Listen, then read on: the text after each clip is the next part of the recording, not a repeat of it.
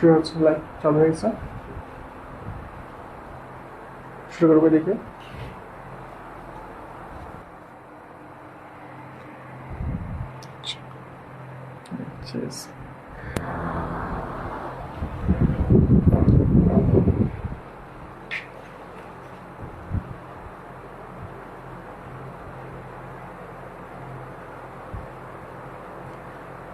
আসসালামু আলাইকুম।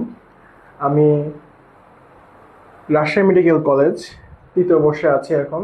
আমার নাম এস.এম. আদনান বিন জামান। এখানে তোমাদের সাথে নতুন এসেছি ক্লাস নিতে। তো সামনেই যারা 26 ব্যাচ তাদের পরীক্ষা তো খুব কাছে তোমাদের, আর 27 ব্যাচেও খুব বেশি দেরি নাই।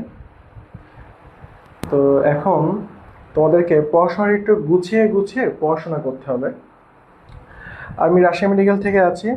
আমার হচ্ছে যে দেখে না থাকলো ছবিটা দেওয়া আছে এখানে।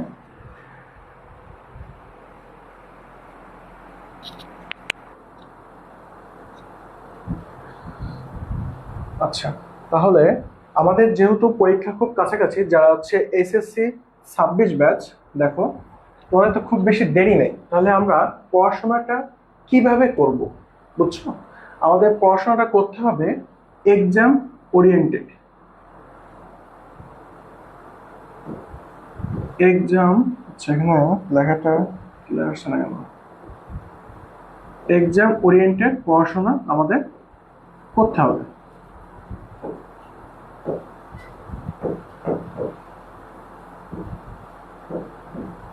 ঠিক আছে, আমাদের বুঝতে হবে যে কোনগুলো পরীক্ষাতে আসে আর কোনগুলো পরীক্ষাতে আসে না। মনে রাখতে হবে যে টপিকগুলা বিগত 10 বছর ধরে এসেছে, আগামী বছর যে বা বর্তমানে তোমাদের যে প্রশ্ন আসবে সেম টপিক থেকেই প্রশ্ন আসবে। তো সেইগুলো আমাদেরকে স্কিপ করা যাবে না। এর জন্য ভাবতে হবে আমাদের কি বলতো, once a VIP, always a VIP. এখানে একটু দাগ করতে অসুবিধা হচ্ছে। আচ্ছা, তো সেজন্য আমাদেরকে কি করতে হবে, যেহেতু আমরা একাডেমিকে আছি, একাডেমিকের জন্য আমাদের একটা প্রশ্ন ব্যাংক কালেক্ট করতে হবে, অথবা বোর্ড কোশ্চেন যেগুলো আছে সেগুলো কালেক্ট করতে হবে। সেগুলো কালেক্ট করে আমাদেরকে ওখান থেকে হচ্ছিল টপিক ওয়াইজ ভাগ করে পড়তে হবে। আর আমি যখন ক্লাস নিব তোমাদেরকে সেই মেইন টপিক এবং বইয়ের প্রতিটা পেজ সহ তোমাদেরকে ব্যাখ্যা করে দিব যে এখান থেকে এই টপিক থেকে এই প্রশ্নগুলো এসেছে। যখন আমরা টপিকগুলো শর্ট আউট করব, দেখব যে বইয়ের মধ্যে 50টা টপিক আছে একটা চ্যাপ্টারে, অথবা একটু কমও থাকতে পারে, 40টা 50টা, চ্যাপ্টার ওয়াইজ ভ্যারি করে। কিন্তু সবসময় দেখা যাচ্ছে কি 20টার মতো, 10 থেকে 20টা টপিক সবসময় ইম্পর্টেন্ট থাকে। একটা 80-20 রুলসের মতো, ঠিক আছে? এটাকে প্যারেটো প্রিন্সিপাল বলে, যে আমরা যদি 20% টপিক পড়ি তাহলে আমাদের 80% মার্কস কমন আসবে, ম্যাক্সিমাম আরো বেশি পরিমাণে কমন আসবে। তো তাহলে তখন হচ্ছে দেখো আমরা আমাদের চ্যাপ্টার শুরু করি।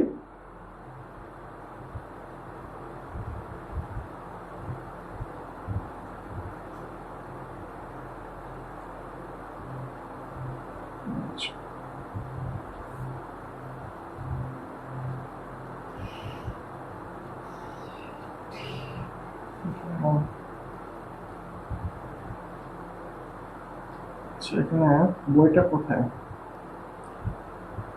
নক করে দিলে তো এ হয়ে গেল। একটু দেখেন তো।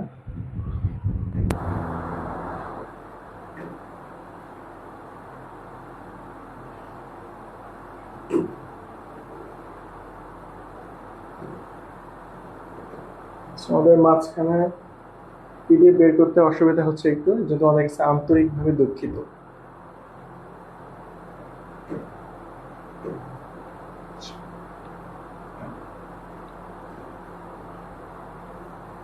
আচ্ছা, তাহলে দেখো আমাদের আজকে যে চ্যাপ্টারটা আমরা শুরু করব সেটা হচ্ছে অণুজীব। ঠিক আছে, চতুর্থ অধ্যায়। এটা কিন্তু খুব ইম্পর্টেন্ট। মেডিকেল,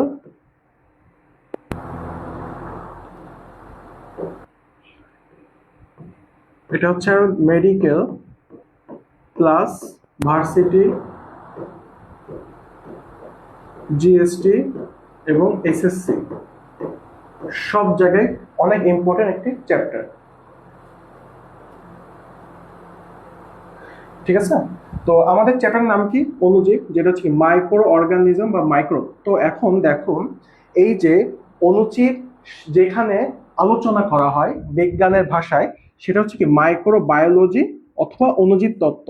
এখন এই যে প্রতিটা অণুজীব যে কিভাবে একটা থেকে আরেকটার মাধ্যমে ছড়াচ্ছে বা একজনের মাধ্যমে আরেকজনের মাধ্যমে ছড়াচ্ছে, তোমরা করোনার সময় দেখেছিলে না যে আমাদের 2-3 জন গ্যাদার হওয়া নিষিদ্ধ ছিল? কেন নিষিদ্ধ ছিল? কেন একজনের মাধ্যমে আরেকজন থেকে কি হচ্ছে করোনাটা ছড়িয়ে পড়তেছে। অথবা কোনো আমরা যখন হার্ড সারফেস, কোনো সারফেসের উপর হাত দিচ্ছি বা টেবিলের উপরে, সেখান থেকে কি চলে আসতেছে আমাদের শরীরের মধ্যে। তো এই যে পদ্ধতি অণুজীবের বিস্তারটাই হলো ট্রান্সমিশন পদ্ধতি। এটা এই যে অণুজীব, এটা কি?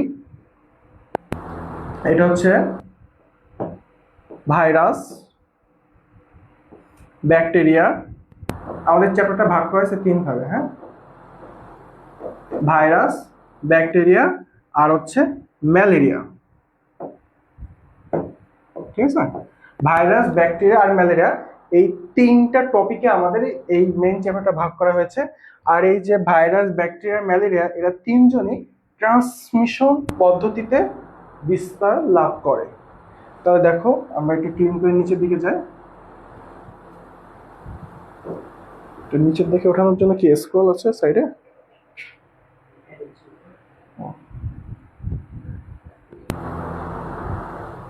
আচ্ছা দেখো, আমাদের নিচে হচ্ছে শুরুতে আছে আমাদের ভাইরাস, বুঝছো?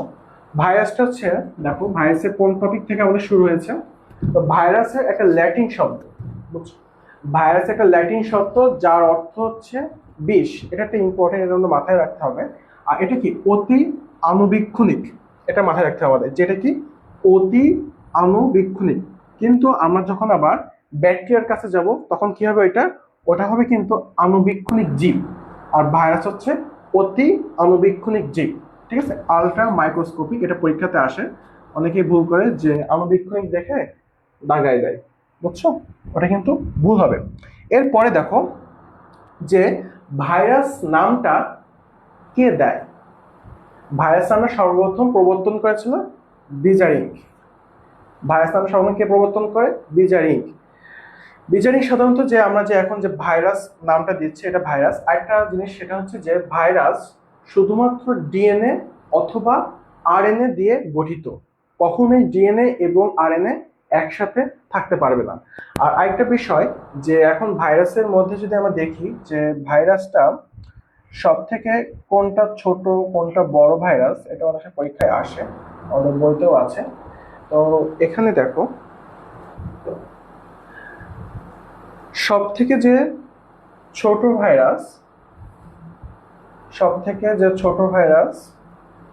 সেটা হচ্ছে আমাদের এখানে থাকার কথা। আচ্ছা, না থাকলে অসুবিধা নেই, বলে দিচ্ছি। গবাদি পশুর ফুট অ্যান্ড মাউথ, বুঝছো? গবাদি পশুর ফুট অ্যান্ড মাউথ হচ্ছে এটা সব থেকে ছোট ভাইরাস। আর ভাইরাস হচ্ছে কি দেখো, নিউক্লিক অ্যাসিড এবং হচ্ছে প্রোটিন নিয়ে গঠিত একটা অকোষীয়। আর জীবদেহের বাইরে সম্পূর্ণভাবে নিষ্ক্রিয়। যখনই এটা কোনো জীবিত বস্তু বা লিভিং অর্গানিজমের সংস্পর্শে আসবে, হোক সেটা ব্যাকটেরিয়া, হোক সেটা মানুষ, গরু, ছাগল, তখনই হচ্ছে এই ভাইরাসটা কি হবে বলতো? অ্যাক্টিভ হবে। বুঝতে পারছো? আর ভাইরাসের মধ্যে যদি আমরা বলি সব থেকে ছোট ভাইরাস কোনটা, এটা হচ্ছে গবাদি পশুর ফুট অ্যান্ড মাউথ। লিখে দিচ্ছি এখানে।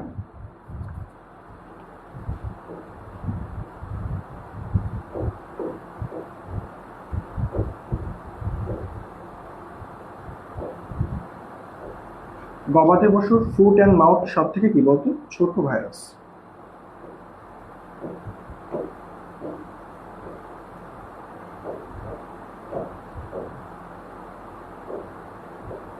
গবাদি পশুর ফুট অ্যান্ড মাউথ হচ্ছে ছোট ভাইরাস।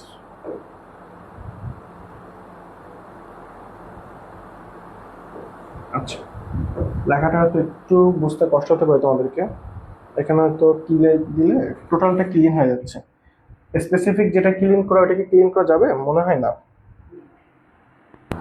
স্পেসিফিক ক্লিন করা যাবে না। আচ্ছা আচ্ছা দেখো আমরা নিচে যাই, এরপরে আমাদের কি আছে, এরপরে ভাইরাসের মধ্যে যেহেতু রাসায়নিক বস্তু হিসাবে তোমার কি থাকবে, যে কোনো ডিএনএ অথবা আরএনএ, একটা নিউক্লিক অ্যাসিড থাকবে। আর এরপরে ভাইরাসের আবিষ্কারক কে কে বলতো? ভাইরাসের আবিষ্কারক ছিল দিমিত্রি আইভানোভস্কিকে বলা হয় ভাইরাসের আবিষ্কারক। কেন দিমিত্রি আইভানোভস্কিকে ভাইরাসের আবিষ্কারক বলা হয়?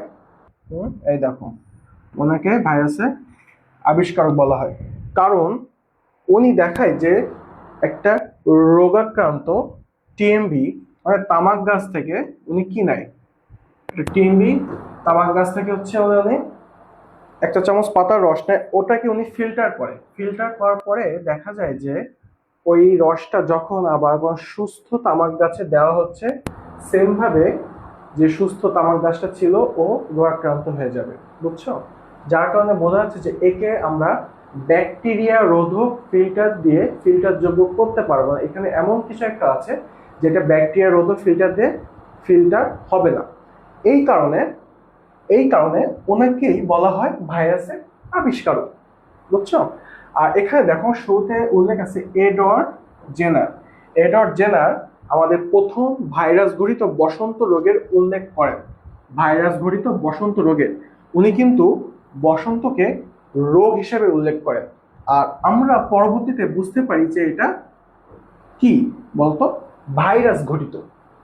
ঠিক আছে, এরপরে আমাদের সব থেকে মোস্ট কমন একটা ভাইরাস হচ্ছে কি বলতো, টিএমবি, যেটা আমি আগে লিখেছি এখানে টিএমবি। আমাদের ম্যাক্সিমাম আলোচনাই হবে টিএমবি, টিএমবির গঠন, টিএমবি কিভাবে ছড়ায়, এটা নিয়ে আমরা হচ্ছে বিস্তারিত জানতে পারবো। আচ্ছা তোমরা কমেন্ট করছো, ওয়ালাইকুম আসসালাম। ফাউজিয়া ভুইয়া স্পৃহা কমেন্ট করেছে, আসসালামু আলাইকুম ভাইয়া। ওয়ালাইকুম আসসালাম আপু, তুমি কেমন আছো? আফসানা সরকার ওয়ালাইকুম আসসালাম। তামান্না খাতুন ওয়ালাইকুম আসসালাম। তোমার সবাই কেমন আছো জানাও কমেন্ট সেকশনে। আচ্ছা এরপরে দেখো আমরা কি কি দেখতে পারি, আমরা হচ্ছে পেনে আসি এখানে। হ্যাঁ দেখো, এরপরে যেটা আমাদের রাসায়ন বিজ্ঞানের কথা তো আমরা দেখলাম যে ভাইরাসের আবিষ্কারক কারা কারা, এটা একটু আমাদের জানতে হবে, বুঝছো? কে কোনটা আবিষ্কার করেছে। এখানে দেখো অ্যাডলফ মেয়ারের কথা উল্লেখ করেছে। অ্যাডলফ মেয়ার কি করেন? অ্যাডলফ মেয়ার তামাক গাছে সোপ সোপ হচ্ছে দাগ বিশিষ্ট রোগ দেখেন, আর এটাকে উনি টিএমবি নাম দেন, বুঝছো? Tobacco mosaic virus. তার মানে অ্যাডলফ মেয়ার কি নাম দেয়? টিএমবি নামটা অ্যাডলফ মেয়ার দেয়। ঠিক আছে, এরপরে দেখো যে তারপরে হচ্ছে আমরা ইসের নাম তো দেখলাম, আমাদের হচ্ছে দিমিত্রি আইভানোভস্কি, এর মার্টিনাস বেজিরিং। বেজিরিং হচ্ছিল ভাইরাস নামটা দেয় বা টোবাকো মোজাইককে ভাইরাস হিসেবে উল্লেখ করেন। এটা একটা মাথায় রাখতে হবে যে অ্যাডলফ মেয়ার শুধুমাত্র টিএমবি নামটা দেয়, টোবাকো মোজাইক, আর টোবাকো মোজাইককে ভাইরাস হিসেবে উল্লেখ করেন কে? মার্টিনাস বেজারিং। আমরা একটু আগে দেখেছিলাম যে ভাইরাস নামটা কে দেয়, বেজারিং, ইনিশিয়েছে বেজারিং। আর এরপরে দেখো আমাদের যে পিত জ্বর, পিত জ্বর হলে কি হয়, আমাদের শরীরের চামড়াটা পেল কালার হয়ে যায়, বুঝছো? ফ্যাকাশে হয়ে যায়, ইয়েলো কালার হয়ে যায়। অল্টার রিড হচ্ছে এই পিত জ্বর আবিষ্কার করেছে। এখানে তোমাদের বইয়ে লেখা আছে অল্টার রিড কি করেছেন? মানব দেহে পিত জ্বর অথবা ইয়েলো ফিভার আবিষ্কার করেছে, বুঝতে পারছো তোমরা? এরপরে দেখো আমাদের কি আছে, এখন আমরা তো ভাইরাসের আবিষ্কার করেছি, যে ভাইরাসের আবিষ্কারককে দিমিত্রি আইভানোভস্কি, তাই তো? এখন ভাইরোলজির জনককে? ভাইরাসের আবিষ্কারক একজন আর ভাইরোলজির জনক হচ্ছিল আরেকজন। এনার ফুল নামটা আমাদের জানতে হবে।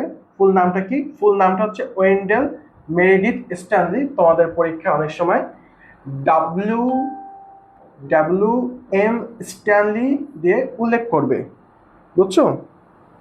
আচ্ছা লেখা ছোট হয়ে যাচ্ছে তাই না? হ্যাঁ বড় করে লিখছি। এই দেখো এটা হচ্ছে WM স্ট্যানলি, নিচে উল্লেখ আছে, এর নামটা শর্ট করা হয় WM Stanley. Wendell Meredith Stanley টিএমবিকে পৃথক করেন। উনি কিভাবে এটা পৃথক করেন? উনি হচ্ছে 1 টন তামাক পাতা নেয়, হ্যাঁ, 1 টন তামাক পাতা থেকে শুধুমাত্র 1 চা চামচ পরিমাণ ভাইরাসের ক্রিস্টাল সংগ্রহ করে। এই যে ক্রিস্টালটা সংগ্রহ করেছে, এখান থেকে ভাইরাসের প্রকৃতি নিয়ে আমরা হচ্ছে জীব বৈশিষ্ট্য, জড় বৈশিষ্ট্য নিয়ে অনেক বিস্তারিতভাবে জানতে পারি। এর জন্য এনাকেই হচ্ছে কি বলেছে, ভাইরোলজির জনক। তাহলে উইন্ডেল মেরিডিথ স্ট্যানলিকে আমরা কি বলবো বলতো? ভাইরোলজির জনক। বুঝছো?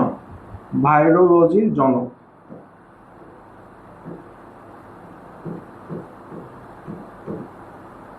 দেখো লেখা হয়তো দেখা যাচ্ছে। তাহলে ভাইরাসের আবিষ্কারককে আমরা একবার যদি রিক্যাপ করি, ভাইরাসের আবিষ্কার হচ্ছে দিমিত্রি আইভানোভস্কি, আর ভাইরোলজির জনক হচ্ছে উইন্ডেল মেরিডিথ স্ট্যানলি। আচ্ছা, এরপরে দেখো আমাদের নতুন আরেকজনকে পাবো যারা ভাইরাসের ক্ষেত্রে খুব গুরুত্বপূর্ণ ভূমিকা রেখেছেন। বুঝছো? তারা হচ্ছেন এফসি বাউডেন, বা তোমরা ইউএস প্রেসিডেন্টকে চিনো? ইউএস প্রেসিডেন্ট বর্তমান কে আছে? ট্রাম্প আছে না? ট্রাম্পের আগে কে ছিল? বাইডেন। বুঝছো? বাইডেন ছিল। সে বাইডেনের নাম অনুযায়ী তোমার মনে রাখবা বাউডেন, এফসি বাউডেন আর হচ্ছে এনডব্লিউপি। এফসি বাউডেন আর পি কি করেছেন যে ভাইরাস একটা নিউক্লিক অ্যাসিড দিয়ে গঠিত এবং প্রোটিন, এটা খুবই ইম্পর্টেন্ট, যার কারণে এরা নোবেল পুরস্কার পেয়েছে। নিউক্লিক অ্যাসিড এবং প্রোটিন দিয়ে গঠিত। আর এটা যে কোন ধরনের নিউক্লিক অ্যাসিড আমরা জানি, শুধুমাত্র দুই ধরনের নিউক্লিক অ্যাসিড আছে। সেটা হচ্ছে কি বলতো? ডিএনএ অথবা আরএনএ, যে কোনো একটাই থাকতে পারবে এর মধ্যে, ভাইরাসের মধ্যে।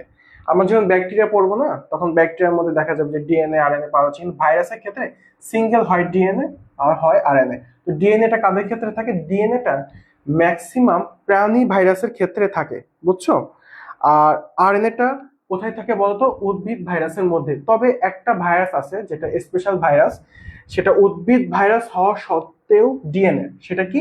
ফুলকপির মোজাইক ভাইরাসটা হচ্ছে একটা ডিএনএ ভাইরাস, যেটা উদ্ভিদ ভাইরাস, কিন্তু এর হওয়ার কথা ছিল কি? RNA virus. ঠিক আছে? আচ্ছা দেখো, এর নিচে আমরা এখন যাই।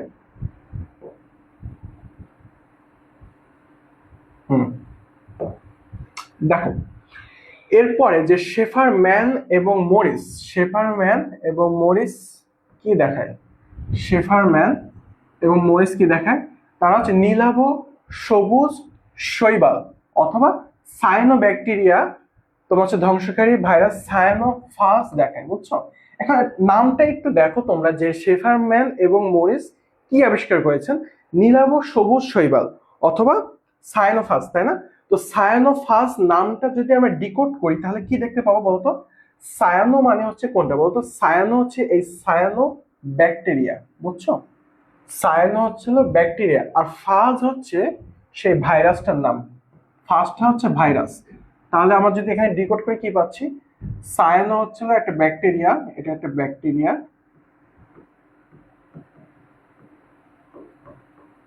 আর যে ফাজ যেটা আছে, ফাজ যেটা আছে এটা হচ্ছে ভাইরাস। বুঝছো? একসাথে করা হচ্ছে সায়ানোফাস। তো সায়ানোফাস বিধ্বংসকারী সেই ভাইরাসটা হচ্ছে অ্যাকচুয়ালি টি2 ভাইরাস, টি2 এর গুণিতক। বুঝছো? কি কি ভাইরাস সেটা আছে? এটা হচ্ছে টি2, টি4, টি6। বুঝছো? এইগুলো হচ্ছে তোমার সায়ানোফাস ভাইরাস। বুঝছো? আচ্ছা, লেখা আরো বড় করবো, অসুবিধা নাই, এখানে সাইডে একটু জায়গা থাকলে বেটার হতো। তাহলে সায়ানোফাজ নামটা কিভাবে আসছে? সায়ানো হচ্ছে ব্যাকটেরিয়ার নাম থেকে আসছে, ফাজ হচ্ছে যে ভাইরাস সায়ানো ব্যাকটেরিয়াকে আক্রমণ করবে, সেখান থেকে নাম আসছে আমার সায়ানোফাজ ভাইরাস। আচ্ছা, তোমার কি ঠিক মতো বুঝতে পারছো সব ক্লিয়ারলি কি কি লিখছি? কোনো অসুবিধা হলে কমেন্ট সেকশনে জানাও। ঠিক আছে? এরপরে দেখো আমাদের কার নাম আছে? এম লোভ। এম লোভ খুব ইম্পর্টেন্ট একটা কথা বলেছেন। এম লোভ 1952 একটা কথা বলেন যে ভাইরাস ভাইরাসে। তার মানে তুমি ভাইরাসকে প্রাণীও বলতে পারবে না, আবার ভাইরাসকে জড়ও বলতে পারবে না। বুঝছো? কারণটা কি বলতো?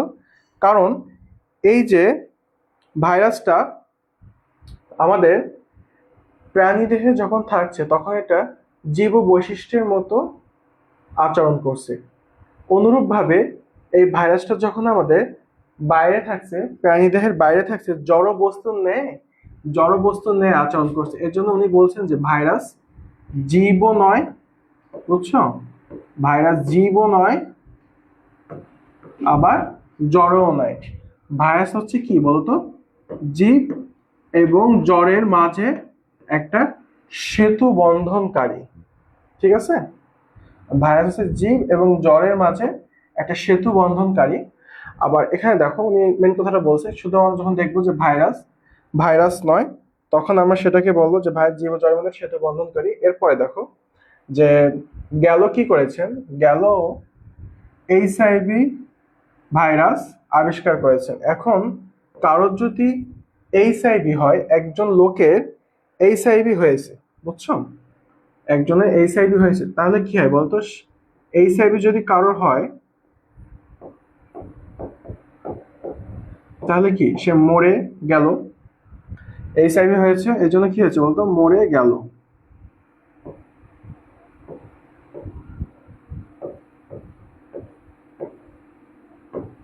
এইচআইভি মরে গেল, এইচআইভি হলে কি মরে গেল, তো এইচআইভি এসে করেছে কি গেল, মরে গেল থেকে আমরা কি বলবো গেল। মনে রাখি খুব সহজ না, দেখো তো খুব প্রেশার হচ্ছে মনে রাখতে।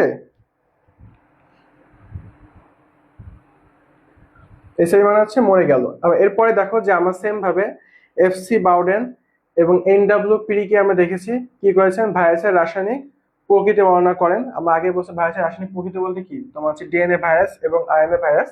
আর এখন পর্যন্ত 5,000 ধরনের ভাইরাসের তোমার হচ্ছে কি এসেছে বলতো, 5,000 ধরনের ভাইরাসের বর্ণনা এসেছে, ঠিক আছে। ক্লিয়ার এটা তোমরা বুঝছো?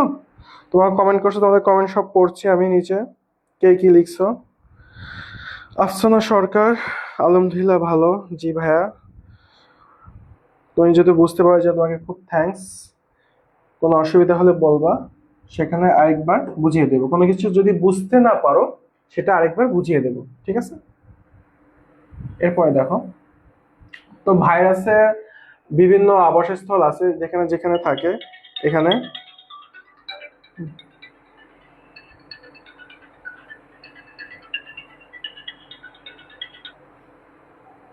ঠিক আছে।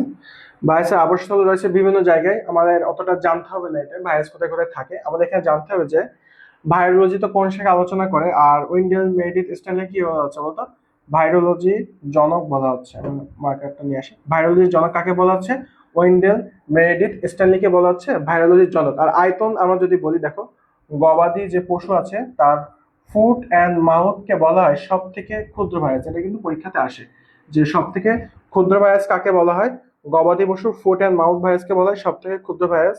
আর আকৃতি যদি দেখো, এখানে আকৃতি অতটা লাগবে না, বিভিন্ন আকৃতি নিয়ে আমরা হচ্ছে কোনটা দণ্ডাকার গোলাকার, এটা আমার সামনে আরো বিস্তারিত আলোচনা পাবো। এখানে দেখো ভাইরাসের ছবিগুলো, বুঝছো, আমাদের বইয়ের সাজানোটা একটু উল্টা হয়ে গেছে। এটা উচিত ছিল যেখানে ভাইরাসের আকৃতি নিয়ে আলোচনা করা হয়েছে সেখানে দেওয়া, না দিয়ে হচ্ছে তোমার জড় জীব বৈশিষ্ট্যের ওখানে দিয়ে দিছে। তো যেখানে আছে আমরা সেখানে দেখে দেখো, এইখানে যে টিএমবি ভাইরাসটা কেমন, দেখো দণ্ডাকার না, দেখছো টিএমবিটা কি দণ্ডাকার, আর টিআইবিটা কেমন বর্তুলাকার। আচ্ছা আমরা যখন ওখানে আকৃতি নিয়ে পড়বো তখন এখানে ডাইরেক্ট আসবো, আপাতত এটা থাকো, আমরা নিচে চলে যাই। দেখো ভাইরাসের প্রকৃতি, তো তোমাকে আগেই বলা হয়েছে যে এম লোভ বলেছেন কি ভাইরাস জীবও নয় এবং জড়বস্তু নয়, ভাইরাস ভাইরাসই এখানে। আর স্ট্যানলি এবং ভ্যালেন্স কি বলেছে এটা আমাদের একটু মাথায় রাখতে হবে। স্ট্যানলি এবং ভ্যালেন্স বলেন যে ভাইরাস হচ্ছে জড়বস্তু নয়, কিন্তু যখনই কোনো কোষকে আক্রমণ করে তখনই এটা কি, এতে প্রাণের সঞ্চার হবে।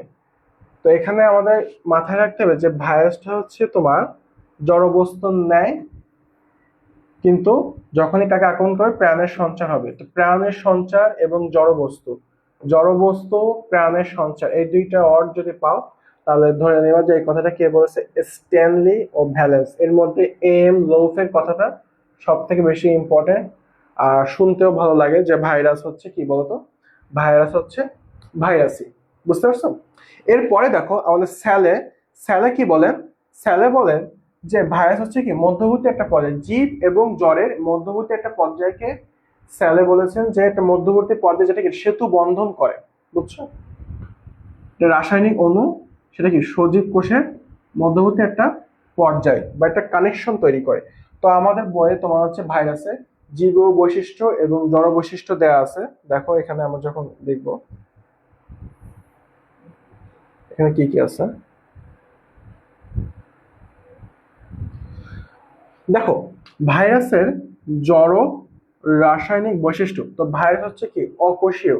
আমরা আগে দেখেছি যে ভাইরাস শুধুমাত্র কি একটা নিউক্লিক অ্যাসিড এবং প্রোটিন দিয়ে গঠিত, বুঝছো? নিউক্লিক অ্যাসিড এবং প্রোটিন দিয়ে যেহেতু গঠিত, তার মানে ডিএনএ অথবা আরএনএ আর প্রোটিন যেহেতু রয়েছে শুধুমাত্র, তাহলে এটা কি আমরা একটা কোষীয় বৈশিষ্ট্য বলতে পারবো? একটা কোষের বৈশিষ্ট্য হতে গেলে কি থাকে বলতো? একটা কোষের বৈশিষ্ট্য হতে গেলে দেখো, যদি আমরা বলি কোষের বৈশিষ্ট্য, একটা কোষের বৈশিষ্ট্য হতে গেলে কি কি লাগে? এখানে দেখো কোষের বৈশিষ্ট্য, কোষের মধ্যে কি কি থাকে দেখো তো, কোষের মাঝে কি কি থাকে? কোষের মাঝে থাকে হচ্ছিল আমাদের নিউক্লিয়াস,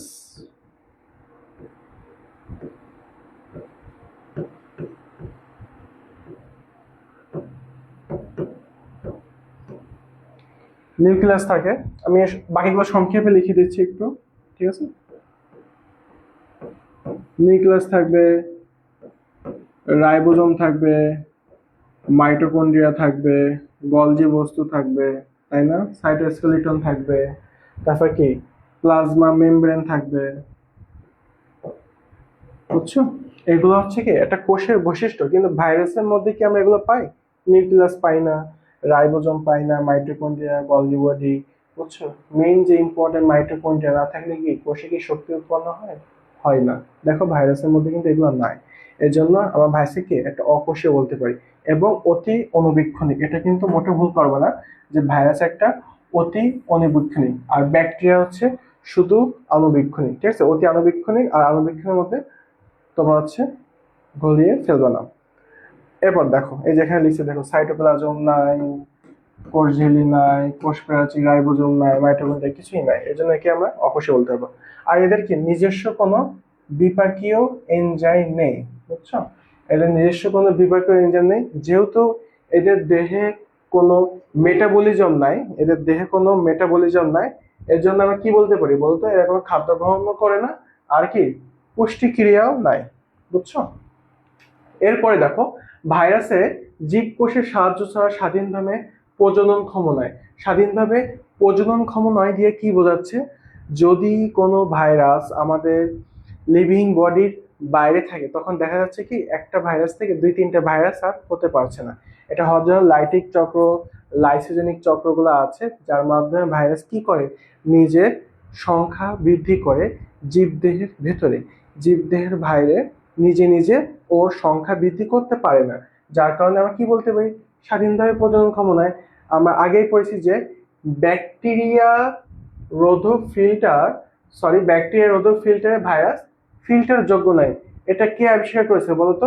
এটা হচ্ছে কিন্তু শুরুতেই দিমিত্রি, রাশিয়ান বিজ্ঞানী দিমিত্রি আইভানোভস্কি দেখান যে একটা রোগাক্রান্ত তামাক গাছের পাতার রস উনি নেন, তখন ওটার উনি ব্যাকটেরিয়া রোধক ফিল্টার দিয়ে ফিল্টার করার পরে আবার হচ্ছে কি একটা সুস্থ তামাক গাছের পাতায় দিয়ে দেন। দেখা যাচ্ছে যে যে গাছটা সুস্থ ছিল, যে গাছটা সুস্থ ছিল সেও কিন্তু আবার টিএমবি দিয়ে আক্রান্ত হয়েছে। তার মানে আমরা কি সহজে বুঝতে পারি কি ব্যাকটেরিয়া রোধক ফিল্টারে ভাইরাস ফিল্টার যোগ্য নয়। আর এটা আবিষ্কার করেছেন কে বলতো? হুম এটা আবিষ্কার করেছেন আমাদের দিমিত্রি, বুঝছো? দিমিত্রি আমাদের এটাই আবিষ্কার করেছে। এরপরে দেখো ভাইরাসকে কেলাসিত করা যায়, বুঝছো? ভাইরাসকে কেলাসিত করা যায়, সেন্ট্রিফিউজ করা যায়। তো এগুলোতে কি বলতো, এগুলো এটা কি রাসায়নিক নিষ্ক্রিয় অণুর মতো না। এর জন্য কি আমরা জড় বৈশিষ্ট্যের মধ্যে এগুলোকে কেলাসিত করতে পারবো, সেন্ট্রিফিউজ করতে পারবো, ব্যাপন করতে পারবো, পানির সাথে মিশিয়ে কি সাসপেনশন তৈরি করতে পারবো, বুঝছো? দেখে কি কি করা যাচ্ছে, কেলাসিত, সেন্ট্রিফিউজ, ব্যাপন আর সাসপেনশন।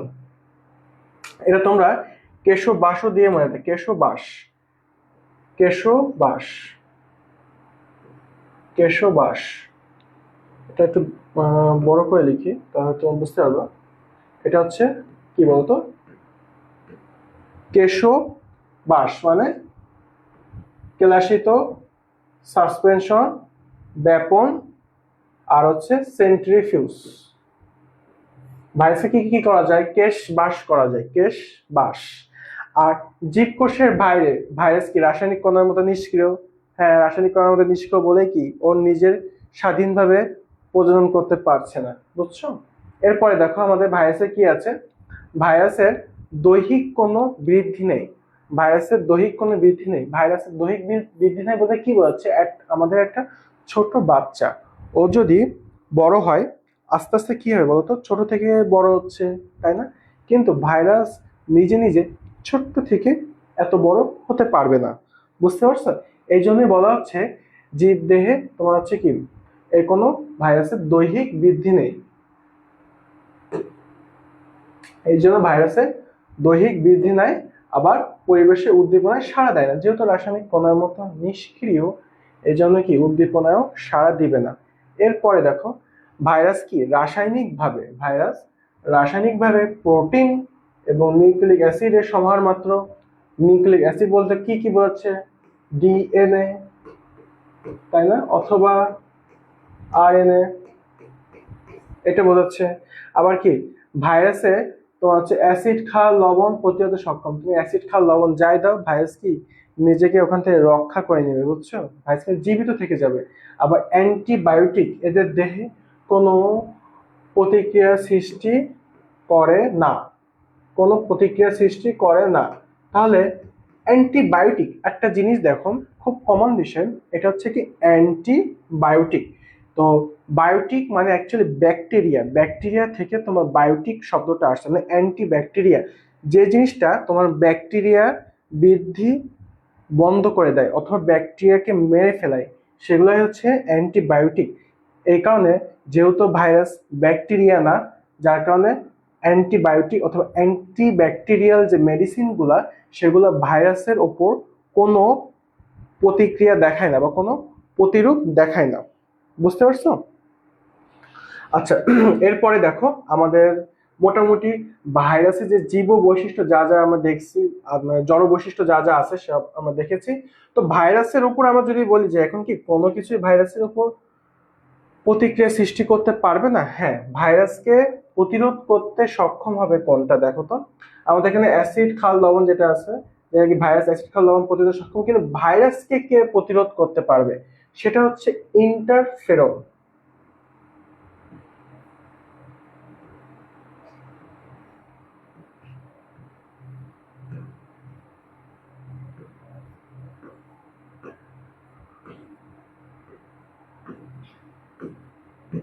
ইন্টারফেরন ভাইরাসকে হচ্ছে তোমার প্রতিরোধ করতে পারবে একমাত্র ইন্টারফেরন। এই ইন্টারফেরন তোমার কি কি কোথায় কোথায় প্রতিরোধ করতে পারে বলো তো? আর কোথায় কোথায়? সেটা হচ্ছে যদি কোনো টিউমার সেল থাকে, তাকে প্রতিরোধ করতে পারবে। যদি কোনো তোমার ক্যান্সার সৃষ্টি হয়, ক্যান্সার প্রতিরোধে আমরা কি করি বলতো? ইন্টারফেরন ব্যবহার করি, বুঝতে পারছো তোমরা?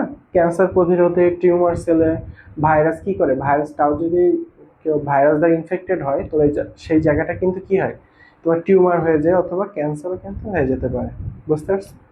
নেক্রোসিস হয়ে যেতে পারে, যার কারণে সেটাকে আমরা প্রতিরোধ করতে ইন্টারফেরন ব্যবহার করব। ইন্টারফেরন নাম তোমরা আগেও শুনছো, ক্লাস 10-এর দিকে শুনে থাকার কথা। শুনছো তোমরা? বলো তো ইন্টারফেরনের নাম আগে কে কে শুনছো? কমেন্টে রেসপন্স করো তো।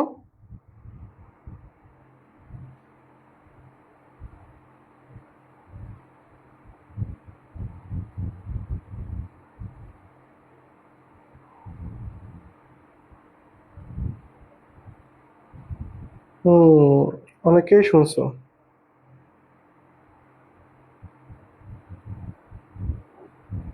তাই না? হুম, আফসানা সরকার শুনেছে, ফাউজিয়া শুনেছে। আচ্ছা, এরপরে দেখো আমরা ভাইরাসের জড় বৈশিষ্ট্য দেখেছি। এরপর আমরা জীবীয় বৈশিষ্ট্য কি কি আছে, জড় বৈশিষ্ট্য শেষ করার পরে আমরা যে এদের পোষক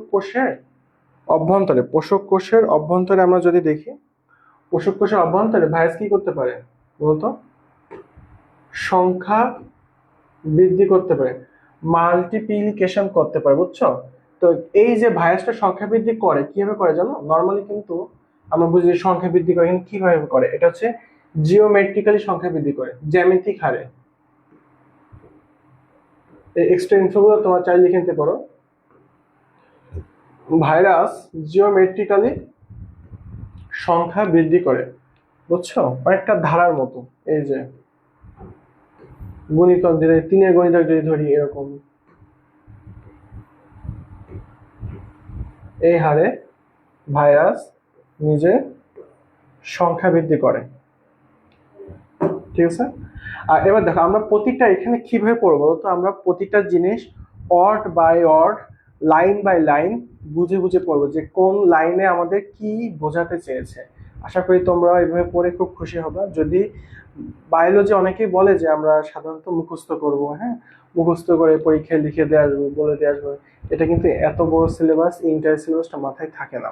জুওলজি আছে, বোটানি আছে, যদি তোমরা একটু word by word, line by line যেটা আছে বুঝে বুঝে পড়ো সুন্দরভাবে, কোন শব্দ দিয়ে কোন লাইনটা দিয়ে স্যার মানে আমাদের যে স্যাররা বই লিখেছেন তারা কি বোঝাতে চেয়েছেন, এটা যদি বুঝতে পারো তাহলে দেখবা বায়োলজি একদম পানির মতো সহজ, বুঝছো?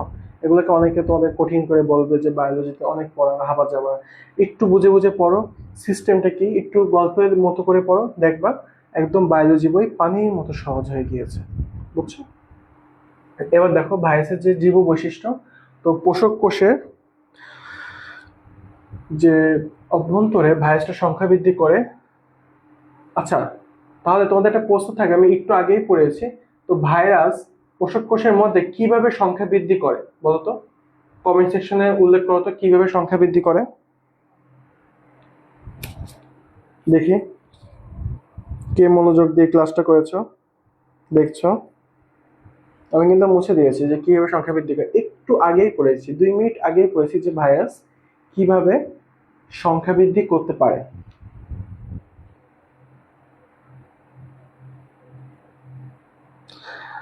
ফাউজিয়া বলছে যে ভাইয়া বায়োলজি রাতে পড়ে ঘুমালে সকালে আর মনে থাকে না।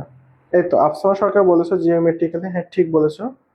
তো এটা দেখো মনে রাখার জন্য আমাদের কি করতে হবে, এটা মনে রাখার জন্য আমাদেরকে জিনিসটা, একটা তোমরা খাতা নিবা, বুঝছো, একটা নোটবুক নিবা, এই নোটবুকে এটা তোমরা যেটা যেটা পড়ছো এই ইনফরমেশনগুলো ছোট ছোট কি পয়েন্টগুলো লিখে রাখবা, এই খাতার মধ্যে তোমরা কি পয়েন্টগুলো লিখে রাখবা, বুঝছো? যেটা তোমাদের রিভিশন ম্যাটেরিয়াল, রিভিশন নোট হিসেবে কাজ করবে। তখন ওই খাতাটা একবার দুবার উল্টালে দেখবা যে কি পয়েন্ট যেগুলো আছে একবার দুবার রিভিশন দিবা খুব দ্রুত। হয়তো টোটাল প্রতিটা চ্যাপ্টারে হয়তো 2 থেকে 3টা পেজ লাগবে তোমার এই যে কি পয়েন্টগুলো মনে রাখার জন্য। তারপর তুমি উল্টাবা পড়বা, দেখবা তোমার ফুল যে চ্যাপ্টারটা আধা ঘন্টা 1 ঘন্টার মধ্যে প্রথম দিকে রিভিশন হয়ে যাবে। পরবর্তীতে যখন ফুল বই পড়া হয়ে যাবে, ফুল বইয়ে পড়া হয়ে গেলে তুমি 1.5 থেকে 2 ঘন্টা 3 ঘন্টার মধ্যে ফুল বইটা একবার বোটানি শেষ করে ফেলতে পারবা, বুঝছো? যত রিভিশন দিবা কি পয়েন্টগুলো মাথায় থাকতে হবে। পরীক্ষা হলে তুমি যে কি পয়েন্ট দিয়ে সেন্টেন্সগুলো লিখে আসো বা এমসিকিউ যে কি পয়েন্ট থাকে তুমি যদি ধরতে পারো খুব ভালো মতো মার্কস তুলে আসতে পারবে, বুঝছো?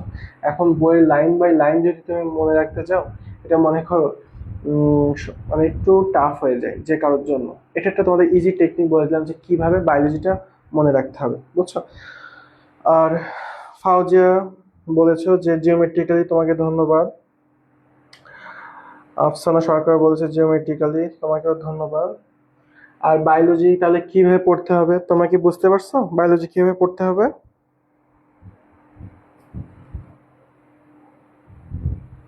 হুম,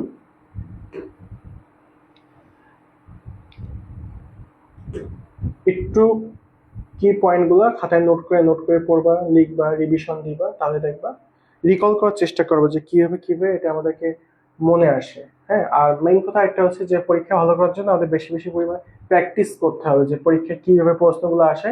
আর টিচারদের মাইন্ডসেট একটু বুঝতে হবে যে কোশ্চেন ব্যাংক আমরা যখন অ্যানালাইসিস করব, প্রশ্ন ব্যাংক অ্যানালাইসিসের মাধ্যমে আমরা বিগত সালের প্রশ্ন থেকে ধারণা পাবো যে সামনে কোন ধরনের প্রশ্ন আসবে, তখন পড়া অনেকটাই কমে যাবে। বুঝছো? আরেকটা দেখো যে ভাইরাস কিন্তু সুনির্দিষ্টভাবে বাধ্যতামূলক পরজীবী, মানে অব্লিগেটেড প্যারাসাইট। মানুষের জন্য যে ভাইরাস সেটা মানুষের জন্যই। বুঝছো? আবার ছাগলের জন্য, গরুর জন্য যে ভাইরাস সেটা গরুর জন্য। হ্যাঁ, অনেক ক্ষেত্রে দেখা যাচ্ছে যে বানরের ভাইরাস ওর পোষক পরিবর্তন করে মানুষে চলে আসছে, এটাকে বলা হয় ইমার্জিং ভাইরাস। বুঝছো? ইমার্জিং ভাইরাস যেরকম নিপা ভাইরাস, এইচআইভি। তোমরা শীতকালে অনেক সময় কাঁচা খেজুরের রস খাও, এই যে কাঁচা খেজুরের রস, এখান থেকে কিন্তু নিপা ভাইরাস ছড়িয়ে যায়। এই জন্য সবাইকে নিষেধ করা হয় যে তোমরা বা আপনারা হচ্ছে কাঁচা খেজুরের রস খাবেন না। ঠিক আছে? নিপা ভাইরাসে কিন্তু এখনো অনেকে মারা যায়। তো এরপর দেখো যে যেহেতু বাধ্যতামূলক প্যারাসাইট, কি বলা হচ্ছে? অব্লিগেটেড প্যারাসাইট। বুঝছো? এটা সামনে পাবা তোমরা।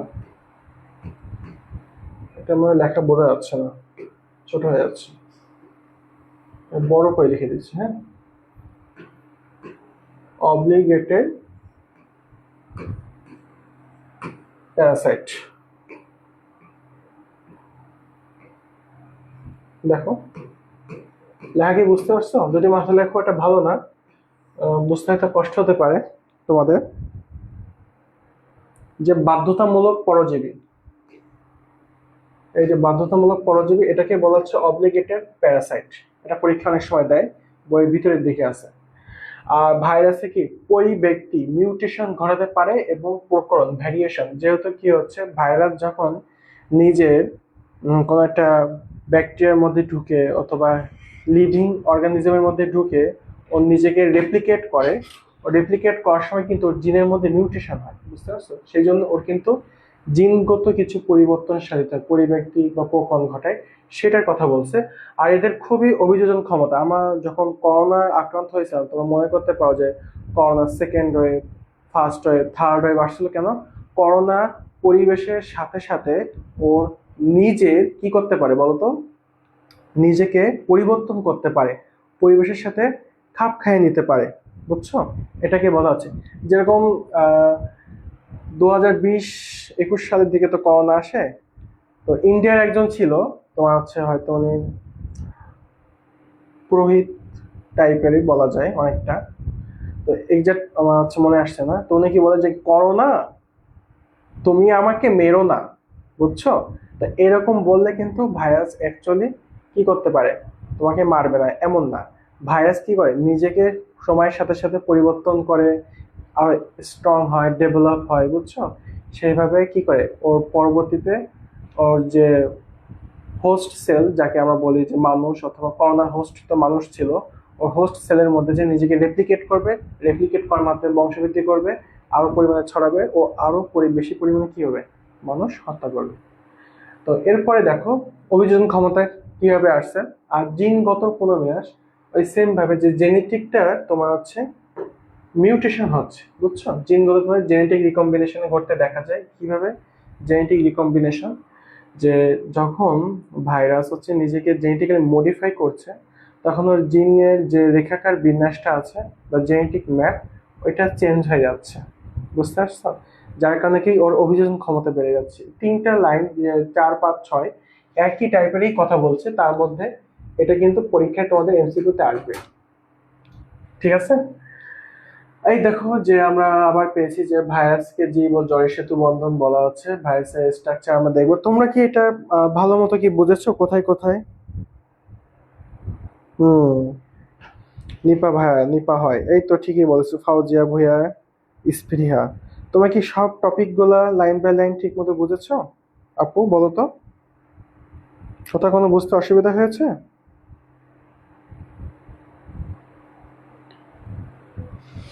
আচ্ছা। তো তোমরা তোমাদের ফ্যামিলি থেকে করোনা দিয়ে আক্রান্ত হয়েছিল? আফসানা, ফাউজিয়া, তামান্না খাতুন?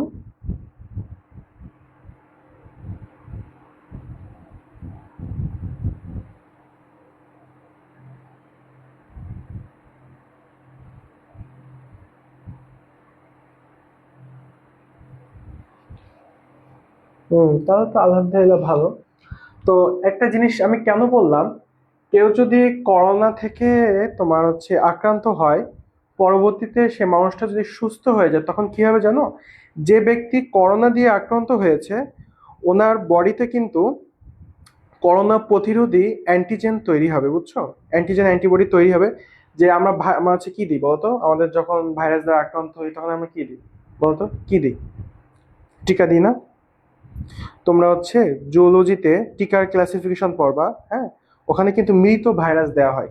আমাদের ভিতরে যে ডাব্লিউবিসি সেলগুলো আছে, হ্যাঁ, তারপর হচ্ছে ম্যাক্রোফেজ যেগুলো আছে, এই সেলগুলা ওদের সাথে ফাইট করে প্র্যাকটিস করে নেয়, হ্যাঁ। ওদের হচ্ছে মেমোরি সেল আছে। জি, মারা গেছে 3 জন, ইনালিল্লাহি রাজিউন। আল্লাহ আমাদেরকে বেহেশত নসিব করুক। তো এটা আমরা যেটা বললাম যে যখন তোমাদের টিকা দেওয়া হয়, টিকা দেওয়ার মাধ্যমে আমাদের বডিতে যে সেলগুলো আছে, ডাব্লিউবিসি, হ্যাঁ, আমাদের ডিফেন্সিভ যে সেলগুলো আছে, এরা কি করে? ওদের সাথে ফাইট করে, যুদ্ধ করে নিজেদেরকে কি করে? শক্তিশালী করে নেয়। বুঝতে পারছো?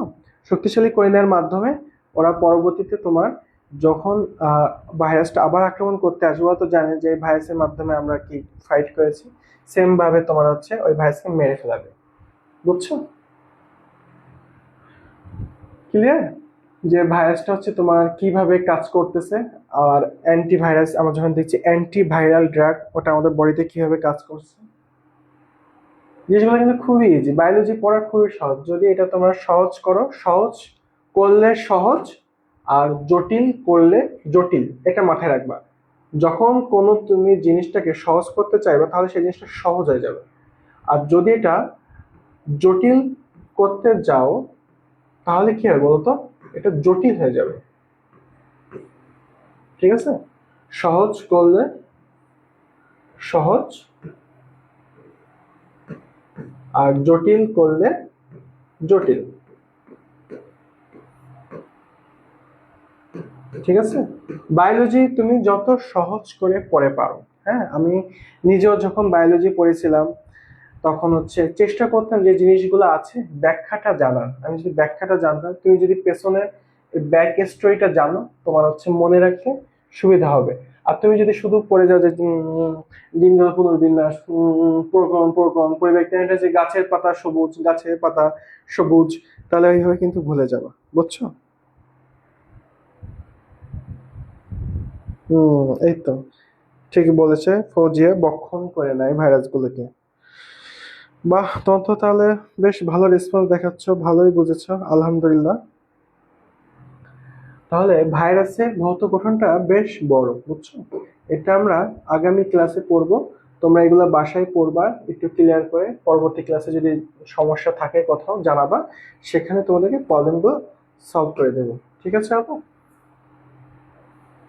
ভাইরাসের গঠনটা কিন্তু খুব মজার, এটা পড়লে তোমাদের আরো ভালো লাগবে যে কিভাবে একটা ভাইরাসের স্ট্রাকচার কিভাবে আছে, কাকে কাকে ইনফেক্টেড করছে। এই চ্যাপ্টারটা আসলে অনেক মজা। তোমার যখন পড়বা ভাইরাস এবং ব্যাকটেরিয়ার মধ্যে পার্থক্য জানতে পারবা। তারপরে আবার ম্যালেরিয়া আছে, ম্যালেরিয়ার সাথে হচ্ছে এগুলো কি ডিফারেন্স, ম্যালেরিয়া একটা প্যারাসাইট, সেটা নিয়ে তোমরা জানতে পারবা। তখন দেখবা যে এই চ্যাপ্টারের ফুল বেসিক তোমাদের হচ্ছে গোড়া থেকে ক্লিয়ার হয়ে গেছে। ঠিক আছে? আচ্ছা, তাহলে তোমরা ভালো থাকো। আগামী ক্লাসে সবার সাথে দেখা হবে, জিনিসগুলো ভালো মতো পড়বা, কোনো প্রশ্ন থাকলে আমাকে জিজ্ঞাসা করবা। আল্লাহ হাফেজ তোমাদের সবাইকে। ঠিক আছে? টাটা।